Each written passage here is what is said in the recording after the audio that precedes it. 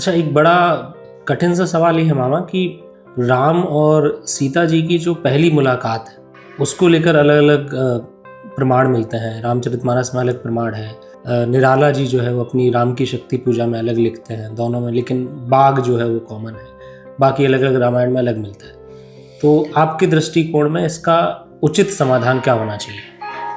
दरअसल जो जनमानस में छवि राम और सीता की प्रथम मुलाकात की बनी है वो सीरियल के आधार पर बनी है, लेकिन वस्तुतः इससे इतर है। मूल टेक्स्ट जो है वो वाल्मीकि का है और वाल्मीकि अपनी रामायण में कहीं भी विवाह के पूर्व राम और सीता के मिलन की बात नहीं करते हैं।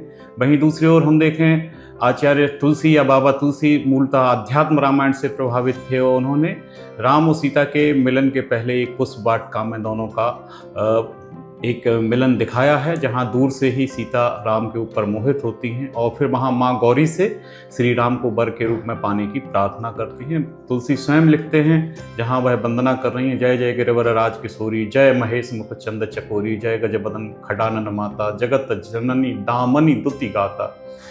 तो वहाँ प्रार्थना कर रही हैं और कालांतर में ये इतना प्रसिद्ध हुआ कि अब जब भी किसी के घर में विवाह होता है तो उसके पहले जगदम्बा पूजन अनिवार्य हो गया है।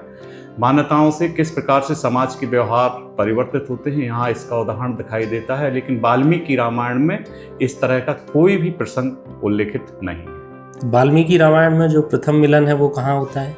वाल्मीकि रामायण में जो प्रथम मिलन होता है वह धनुष जहाँ पर रखा हुआ है, राम जब वहाँ पहुँचते हैं और वहाँ विश्वामित्र वहाँ जनक से उनकी मुलाकात कराते हैं। राम का उद्देश्य उस समय तक ये नहीं था कि वो धनुष को तोड़ने के लिए गए हैं, लेकिन वहाँ विश्वामित्र प्रथम मुलाकात में जनक से उनका जो परिचय कराते हैं वो बताते हैं कि इन्होंने इस आशय की एक प्रतिज्ञा कर रखी है।